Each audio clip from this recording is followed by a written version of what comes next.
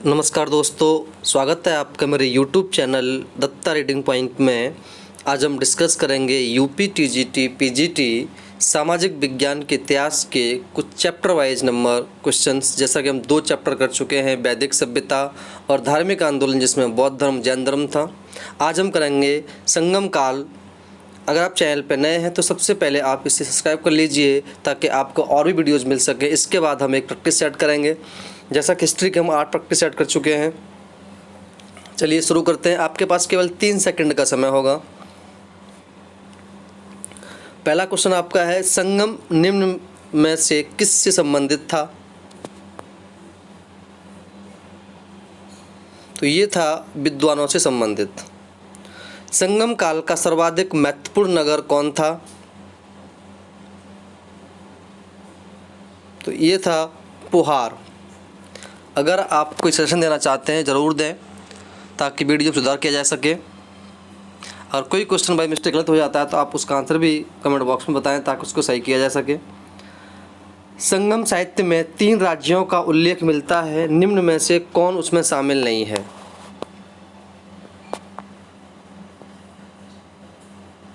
तो उसमें चेर शामिल नहीं है। किस संगम युगीन राज्य के संरक्षण में 3 संगमों का आयोजन किया गया?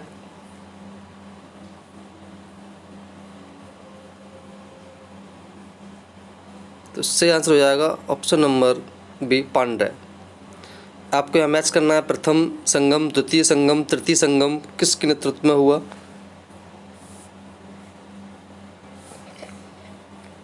सही आंसर हो जाएगा ऑप्शन नंबर बी, यानी कि 1 का तीसरा। प्रथम संगम अगस्त्य ऋषि, द्वितीय संगम अगस्त्य एवं तोलकपियर, तृतीय संगम नक्कीकर। संगम युगीन महाकाव्यों में कौन सा बेमेल है?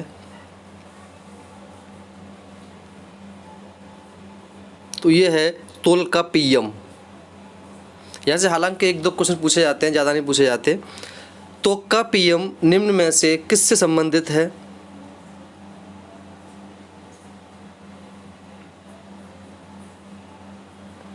सही आंसर है तमिल व्याकरण ग्रंथ। कपाटपुरम या अलवे में संपन्न द्वितीय संगम का एकमात्र शेष ग्रंथ कौन सा था?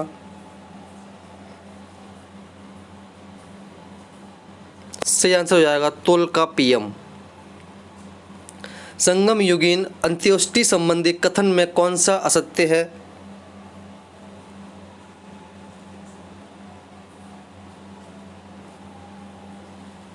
सही आंसर है पक्षियों एवं जानवरों के लिए खुला छोड़ देना।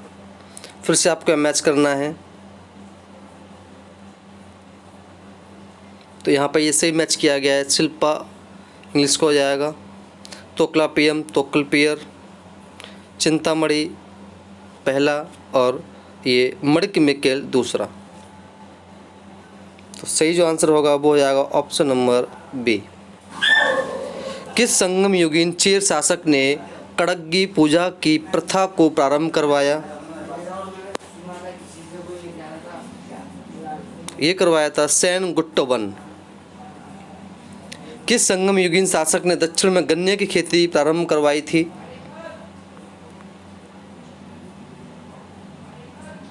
तो सही आंसर हो जाएगा आद गैमान। रोमन ने किस संगम युगीन स्थान पर अपने सम्राट ऑगस्टस का एक मंदिर बनवाया?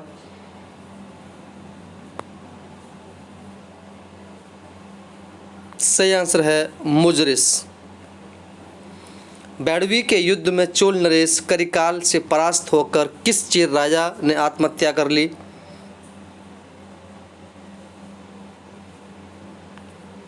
ये की थी नेदुन जेरल। संगम काल में इंद्र, यम, वरुण एवं सोम को चारों दिशाओं का संरक्षक माना जाता है। सूची में दिए गए देवताओं को सूची सेकंड में दी गई दिशाओं में सम्मिलित कीजिए। यहाँ आपका दिया हुआ है।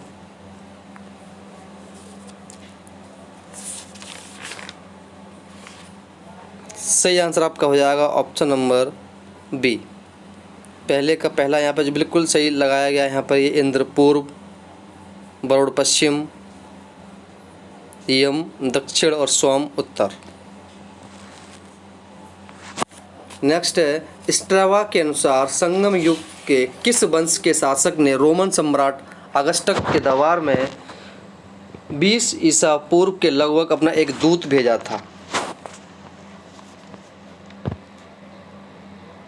तो सही आंसर आपका होगा Pandya Naresh, option number A. फिर से आपको यहाँ मेल करना है। तो सही आंसर आपका हो जाएगा ऑप्शन नंबर सी, 2 3 1, पहले का, दूसरा, तीसरा और ये एक। संगम युगीन किस शासक को लाल चीर के नाम से जाना जाता था?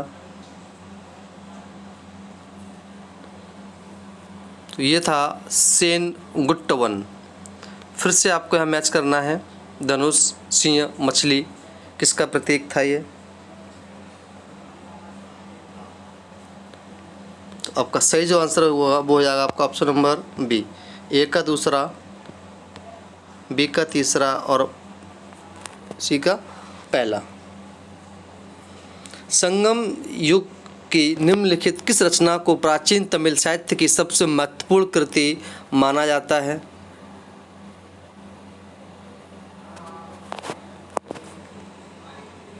तो ये आंसर है एत्तुतोगई। निम्नलिखित किस रचना में संगम युगीन मदुरा नगर का सुंदर वर्णन प्रस्तुत है?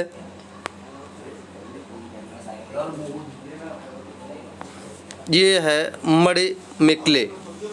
निम्नलिखित में कौन संगम युग का एक सुपरिचित कृषि उत्पाद प्रचलित नहीं था?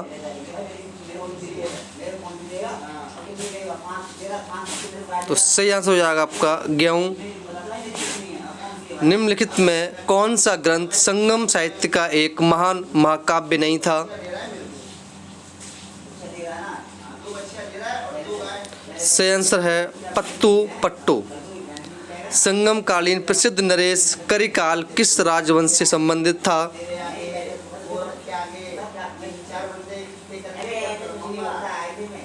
ये था चोल। संगम युग में गुप्तचरों को निम्न में किस नाम से जाना जाता था?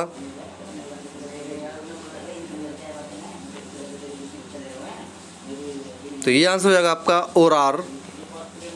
संगम युग में ग्रामों की छोटी सभाओं को क्या कहा जाता था?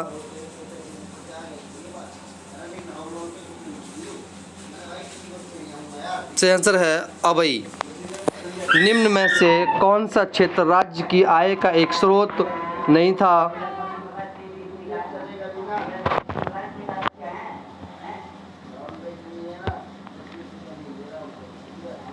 सही आंसर है मुकदमों पर न्याय शुल्क।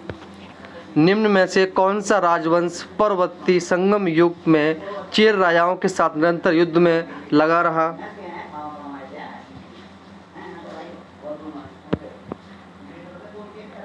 तो ये था पांड्य। संगम साहित्य का अंतिम 10 ग्राम्य काव्य संग्रह निम्नलिखित में से किस नाम से विख्यात हुआ?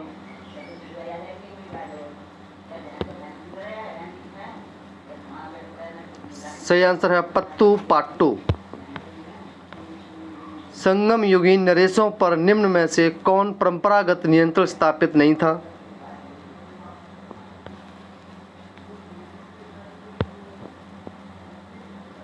ये सही आंसर है पुरोहितों का आदेश। संगम युग में मंत्रियों का वास्तविक तमिल पदनाम निम्न में से क्या था?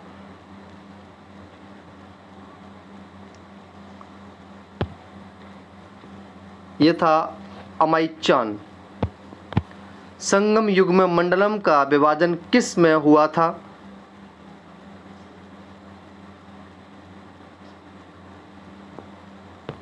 ये जो हुआ था ये हुआ था कोट्टम में।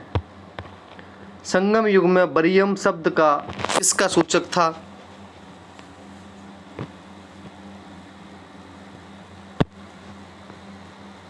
ये सूचक था राजस्व प्रदान करने वाली क्षेत्रीय इकाई। संगम युग में युद्ध की उद्घोषणा सामान्यतः किस प्रकार की जाती थी?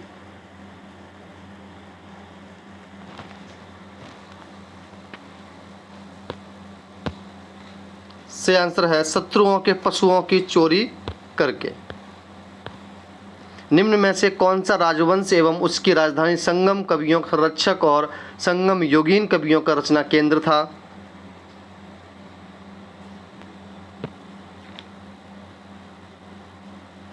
तो आंसर है मदुरई के पांड्य।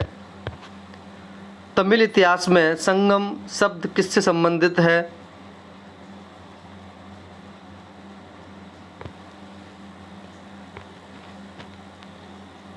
सही आंसर हो जाएगा ऑप्शन नंबर डी, मदुरई के पांड्य राजाओं के राजकीय संरक्षण में आयोजित की गई तमिल विद्वानों की धर्म परिषदी।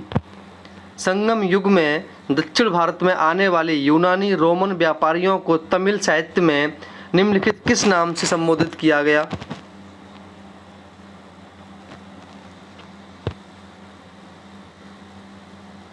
सही आंसर है यवन। संगम युगीन राजपथ के संबंध में असत्य कथन है।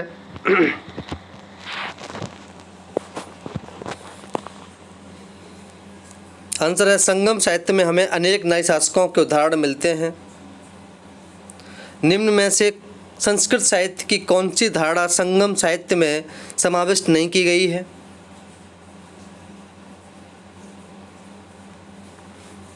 आंसर है प्रधान देवता के रूप में इंद्र की पूजा। निम्नलिखित किस आधार पर संगम साहित्य का काल निर्धारण प्रथम से तीसरी शताब्दी ईस्वी तक किया गया?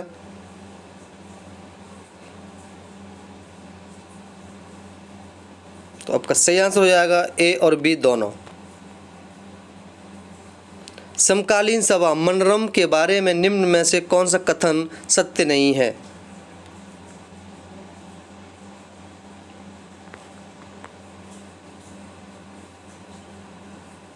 सही आंसर है यह राजनीतिक सम्मेलन के रूप में प्रयुक्त होता था। निम्न में से किस भारतीय पशु पक्षी का व्यापक रूप से रोम में निर्यात किया जाता था?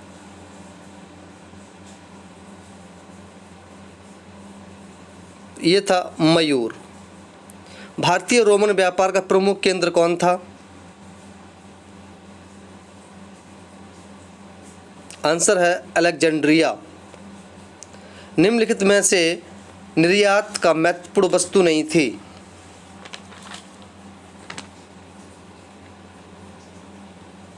तो सही आंसर हो जाएगा चीनी ज़्यादा महत्वपूर्ण वस्तु नहीं थी निर्यात के लिए।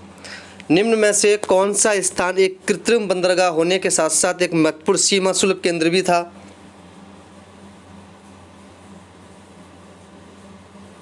ये था पुहार। निम्नलिखित में कौन सी अंत्योष्ट संस्कार प्रथा संगम युग में प्रचलित नहीं थी?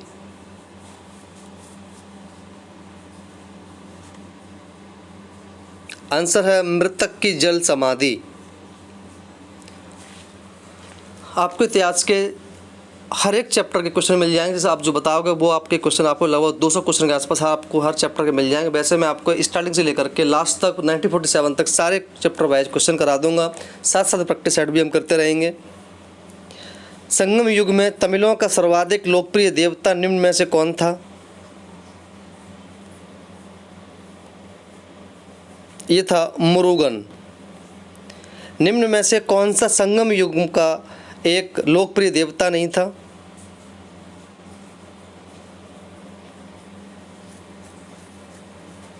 यह है गणेश। निम्नलिखित में से किस क्षेत्र में रोम ने भारतीय जनजीवन को अत्यधिक प्रभावित नहीं किया?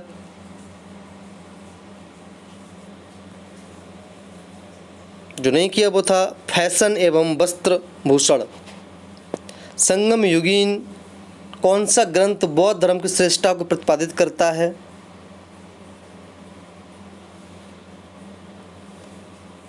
आंसर है तोल्कपियम।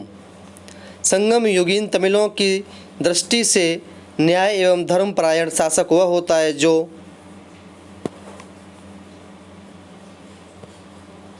उचित, त्वरित और सुगम न्याय उपलब्ध कराता था। संगम युग में कंडवी देवी ने अनेक मंदिर निर्मित हुए थे। वे निम्न में से किस विषय की आराध्य देवी थी?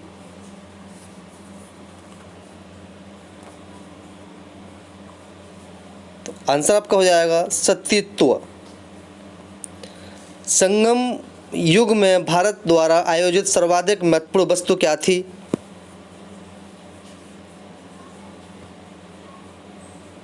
आंसर है सोना और चांदी। निम्न में से कौन सा स्थान वस्त्र व्यापार का एक महान केंद्र था? आंसर है उरेयूर।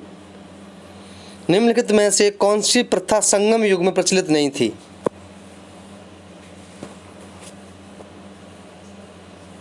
यहाँ पर दास प्रथा प्रचलित नहीं थी। संगम युग में निम्न में से कौन सा रीति रिवाज प्रचलित नहीं था? ऑप्शन नंबर सी, ग्रहणों के संबंध में धारणा थी कि राहु और केतु सूर्य और चंद्र को ग्रसित करते हैं। संगम युग में कौन सी, अच्छा ये हो गया क्वेश्चन ये वाला। सर्वाधिक समृद्ध और शक्तिशाली भूस्वामी वर्ग के लोग किस समूह संबंधित थे? ये बेल्लाल। करोई का अर्थ होता था भूमिकर। संगम युगीन शासन व्यवस्था के अंतर्गत राजा और ईश्वर के लिए समान रूप से प्रयुक्त होने वाला शब्द था को। तृतीय संगम में कुल कितने कवियों ने भाग लिया? इसके यहाँ आपके पास ऑप्शन नहीं है तो यहाँ ऑप्शन लिख देता हूँ 449, 549 या 4000। सही आंसर हो जाएगा 449। एक नेक्स्ट क्वेश्चन और है, द्वितीय संगम की स्थापना कहाँ पर हुई? तो ये जो हुई थी ये हुई थी आपके अलेवे में। तो साथियों ये संगम काल में केवल इतने क्वेश्चन थे। आप चाहें तो कमेंट बॉक्स में लिख सकते हैं, जिस चैप्टर का आप क्वेश्चन चाहिए उतने आपको क्वेश्चन प्रोवाइड हो जाएंगे और साथ साथ प्रैक्टिस सेट करते रहेंगे। अगर आपकी वीडियो अच्छी लगी तो आपसे लाइक करें और दोस्तों में शेयर करें। धन्यवाद।